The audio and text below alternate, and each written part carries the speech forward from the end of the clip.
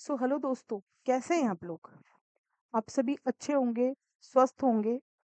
आप सभी का दिल खोलकर स्वागत है मेरे यूट्यूब प्लेटफॉर्म पर, जिसका नाम है एग्जाम वाला विथ योगिता मुकाती। अभी जो सीरीज चल रही है, अभी जो वीडियोस आप लोगों को मिल रहे हैं, वो कॉम्पिटिटिव एग्जाम के रिगार्डिंग मिल रहे हैं। आप यकीन मानिए, आप railway, SSC, UPSC, state PSC जैसी भी आप कॉम्पिटिटिव बेस की एग्जाम कर रहे हैं, उसके लिए मैंने आपको करंट जनवरी फरवरी का करवा दिया है।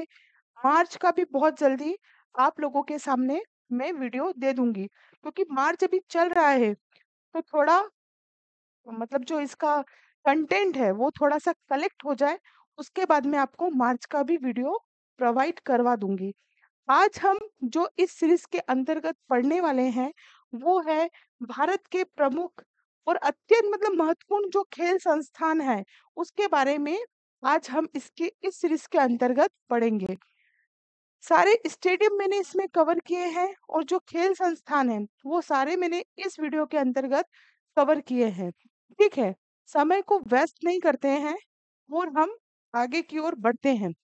आगे की ओर बढ़ने से पहले बहुत अच्छा सा कोटेशन मैंने आप लोगों के सामने बोर्ड पर लिखा है कि मंजिल उन्हीं को मिलती है जिनके सपनों में जान होती है।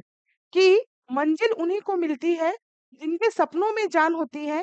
पंख से कुछ नहीं होता, हौसलों में उड़ान होती है। ठीक है, सिर्फ सोच लेने से कुछ भी नहीं होगा। देखो, ये कोटेशन क्या है कि आपके पास सारी सुविधाएं हैं। मान लो आपके जो रूम है वेल फर्निश्ड है, एसी लगा है, बढ़िया टेबल है, सब कुछ लाइटिंग वगैरह सब बढ़िया से है। उससे कुछ भी नहीं होता है कि आपको माता-पिता ने बहुत अच्छी ज़िंदगी दे दी, उससे कुछ नहीं होगा जब तक आप अंदर से मोटिवेट नहीं होंगे किसी पोस्ट को लेकर। मतलब हर चीज़ को करने के पीछे व्हाय होता है कि हम इस चीज़ को क्यों करना चाहते हैं। अगर आपका व्हाय तगड़ा है कि नहीं मुझको ये इसलिए करना है, तो आप बहुत जल्दी उस लक्ष्य तक आराम से पहुँच जाएँगे, है ना? तो चलिए इसे स्टार्ट करते हैं। पहले नंबर का जो क्वेश्चन है आपके सामने आपकी स्क्रीन पर, बहुत बहुत बहुत इम्पोर्टेंट है। बहुत बार एग्जाम में पूछा हुआ क्वेश्चन है। भारतीय खेल प्राधिकरण साई। तो भारतीय खेल प्राधिकरण जो है, भारत का सर्वोच्च राष्ट्रीय खेल निकाय है। ठीक है, क्या है ये? एक खेल निकाय है जिसकी स्थापना भारत सरकार ने कब की थी? 1984 में। यह युवा मामले और खेल मंत्रालय के अधीन आता है।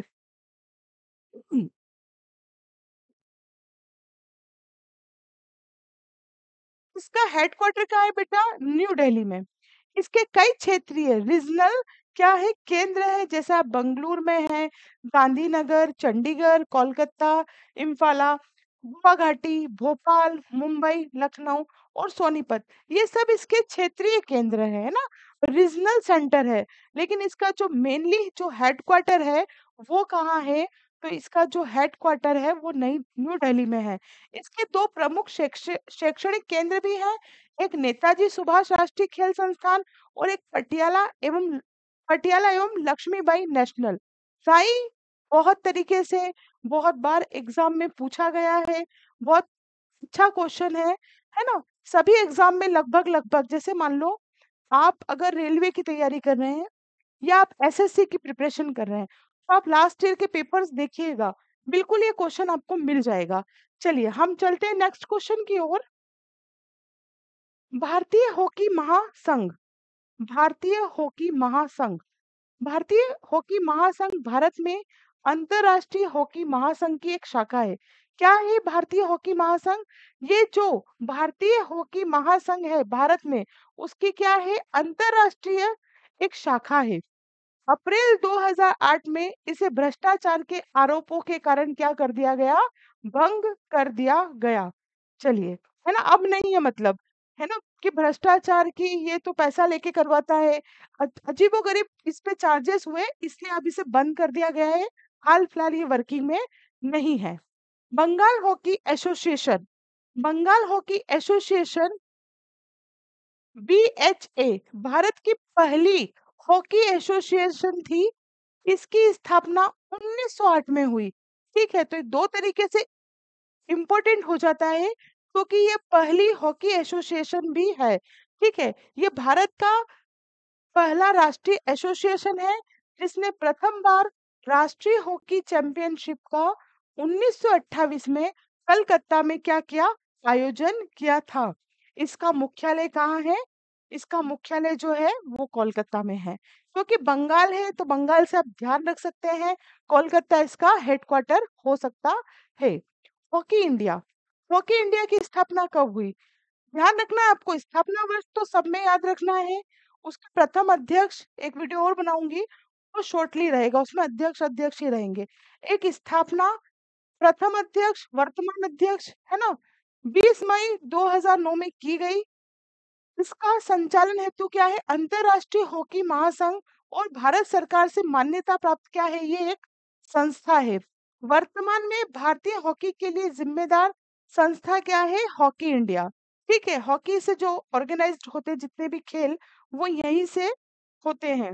मार्च 2014 में भारत सरकार ने हॉकी इंडिया को देश की एकमात्र संस्था के रूप में मान्यता दी है।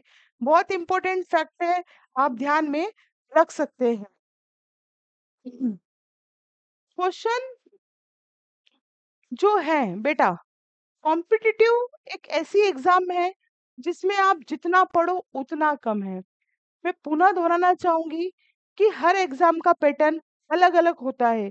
सबसे पहले आप उसका सिलेबस पढ़ें कि सिलेबस में क्या है। पहला काम आप ये करें।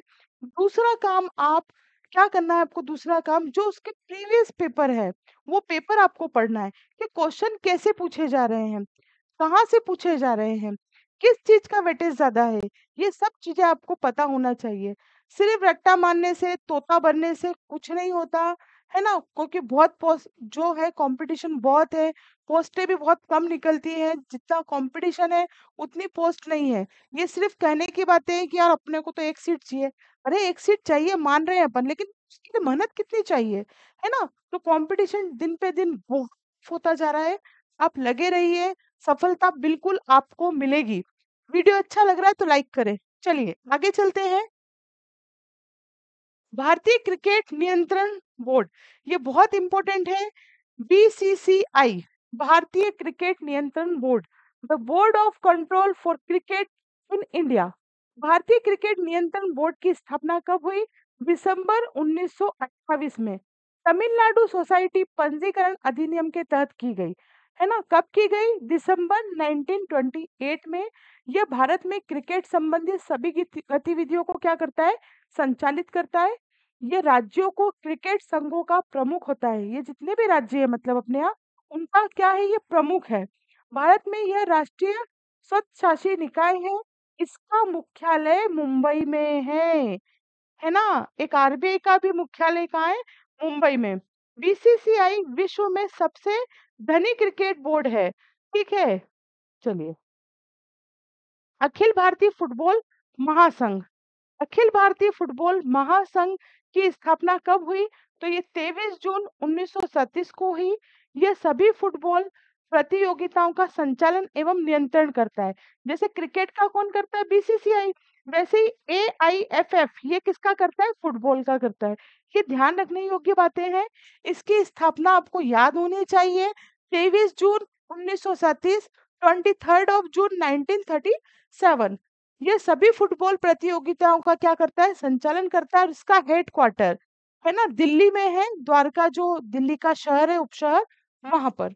चलिए नेक्स्ट चलते हैं हम।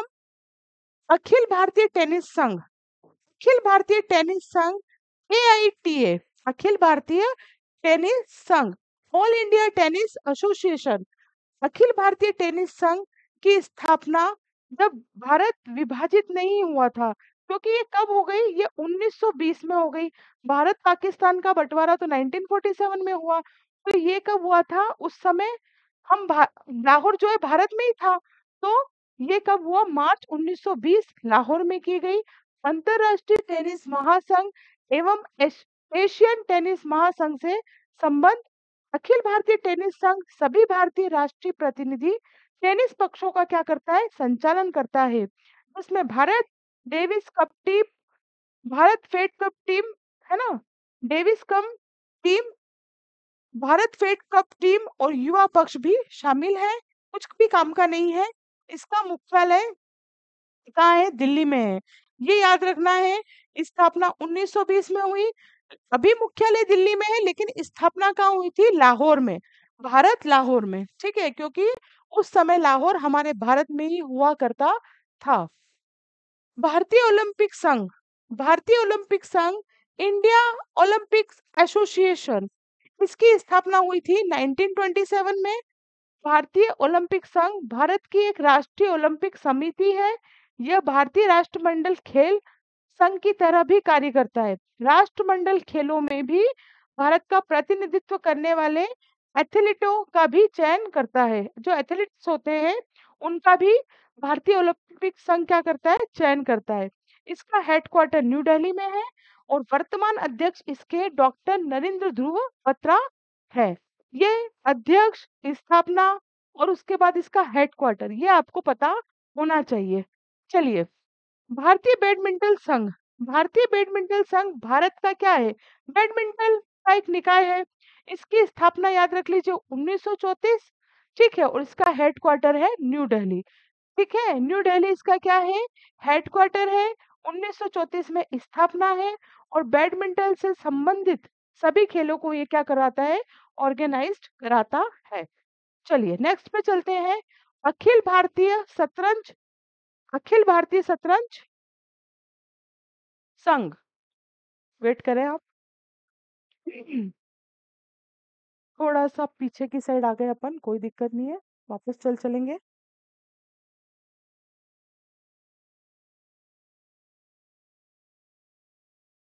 ठीक है, शतरंज महासंघ, ओके, तो इसकी स्थापना कब हुई? 1951 में हुई। यह भारत में शतरंज खेलों के लिए क्या करता है? केंद्रीय प्रशासनिक निकाय है। भारत में महिला शतरंज प्रबंध भी कौन करता है? भारतीय शतरंज महासंघ। ठीक है, इंडिया चेस फेडरेशन, इसका मुख्यालय चेन्नई में है। वर्तमान 2017 में इसके अध्यक्ष नितिन नारंग है। ये आईएमपी है। ये 2017 नहीं, 2017 को तो हट गए हैं, उसके बाद नितिन नारंग बने। इसका मुख्यालय नई दिल्ली में है। ठीक है, चलिए, भारतीय मुक्केबाजी महासंघ, है ना, इसका भी हेडक्वार्टर कहाँ है? न्यू दिल्ली में है। चलिए आगे चलते हैं। अब पढ़ेंगे हम भारत के प्रमुख खेल स्टेडियम। अभी हमने संघ पढ़े कि कौन सा खेल को कौन सा संघ ऑर्गेनाइज कराता है। पढ़ेंगे भारत के प्रमुख खेल स्टेडियम। इंपॉर्टेंट है, जैसे पीसीएस में ये क्वेश्चन पूछा गया है, एमपीपीएससी में ये क्वेश्चन क्या है? पूछा गया है। इंडन गार्डन्स कहाँ पे है? कोलकाता में है। इसने कई अंतरराष्ट्रीय मैचों की क्या की है? मेजबानी की है, जिसमें टेस्ट मैच, टी20, विश्व कप मैच शामिल है। इस मैदान में 68,000 दर्शकों के बैठने की क्षमता है। मतलब 68,000 दर्शक एक साथ बैठकर मैच का आनंद ले सकते हैं और मैच को देख सकते हैं। चलिए, फिर है एम चिन्ना स्वामी स्टेडियम। एम चिन्ना स्वामी स्टेडियम कहाँ है? बेंगलुरु में है।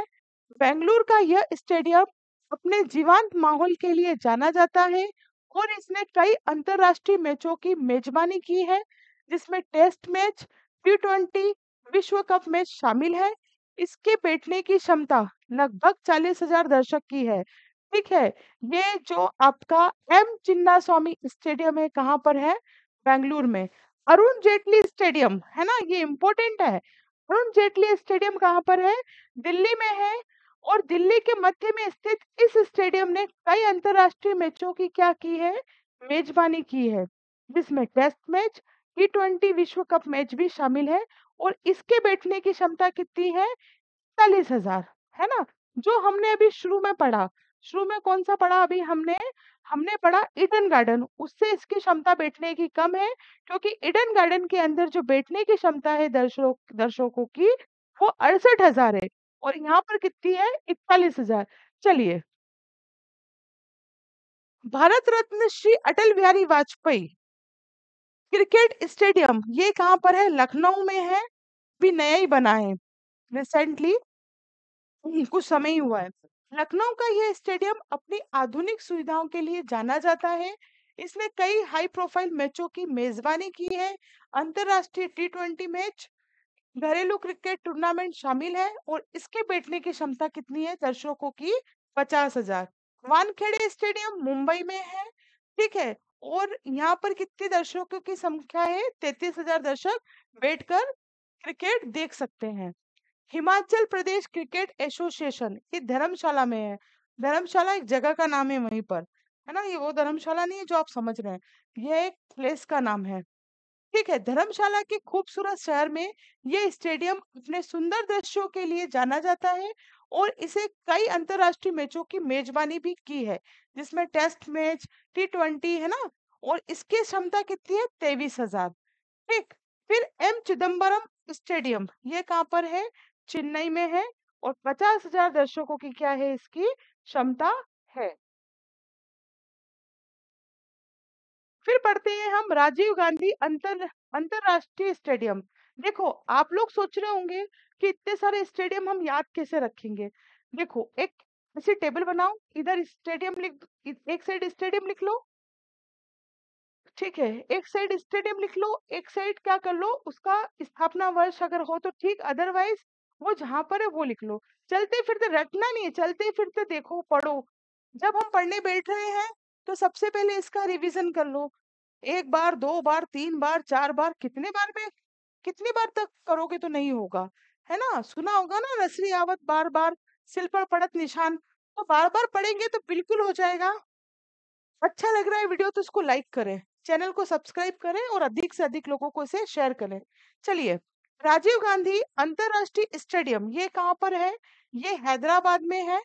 हैदराबाद में स्थित यह स्टेडियम अपनी तेज पिचों के लिए जाना जाता है और इसने कई अंतरराष्ट्रीय मैचों की मेजबानी की है। इसकी क्षमता कितनी है? 55,000। फिर आप बताएं, होलकर स्टेडियम, ये तो आपको बहुत अच्छे से पता होगा, इंदौर में है और 30,000 दर्शकों की क्या है इसकी क्षमता है, ठीक है। चलिए आगे की ओर बढ़ते हैं।